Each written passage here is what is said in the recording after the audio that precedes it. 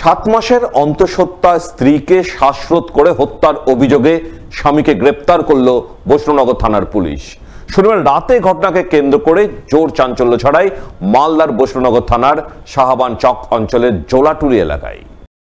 জানা গেছে, মৃত গৃহবধূর নাম রুকসানা বিবি। গত 1.5 বছর আগে তার বিয়ে হয়েছিল শাহবান চক অঞ্চলের গোলাবাড়ি এলাকার আব্দুল সালাম নামে এক যুবকের সঙ্গে। রুকসানা বর্তমানে 7 মাসের অন্তঃসত্ত্বা ছিলেন, কিন্তু স্বামী স্ত্রীর মধ্যে বনিবনা না হওয়ার কারণে সম্প্রতি তিনি তার বাপের বাড়ি চলে যান। শনিবার রাতে বাপের বাড়ির পিছনে তার মৃতদেহ উদ্ধার হয়। ঘটনায় পরিবারবর্গ অভিযোগ করেন, তার স্বামী তাকে ফোন করে বাপের বাড়ির পিছনের দিকে ছিল, সেই মতো রুকসানা সেখানে যান আর তখনই তার শ্বাসরোধ করে তাকে হত্যা করে। এই ঘটনায় রাতে বৈষ্ণবনগর থানায় পুলিশ অভিযুক্ত স্বামীকে গ্রেপ্তার করে এবং এই দিন ধৃতকে 10 দিনের পুলিশি হেফাজত চেয়ে পেশ করা হয় মালদা জেলা আদালতে। ঘটনা হলো এই রুকসানা বিবি, স্বামী আব্দুল সালাম, বাড়ি গোলাবাড়ি। গত শনিবার তোমার স্ত্রীর সঙ্গে আগে 1.5 বছরও বিয়ে হওয়া 7 মাসের প্রেগনেন্ট, তাকে অত্যাচারের জন্য তার বাবার বাড়ি চলে আসেনি। তার স্বামী তাকে ফোন করে বাড়ির পিছনে ডাকে। তার স্বামী তার পিছন দিক দিয়ে এসে মোবাইলের কর দিয়ে তার গলায় পাঁচ দিয়ে তাকে মৃত্যু হয়।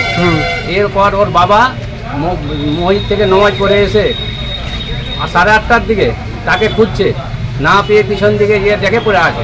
রাত্রিবেলা রাত্রি 9 ঘটিকায় ওখানে পড়ে আছে। তারপর ওকে পেল। তার স্বামী অ্যারেস্ট হয়েছে। বৈষ্ণব থানা যেয়ে তার লাশকে নিয়ে এনে বেদরাবাদ হসপিটালে রেখে।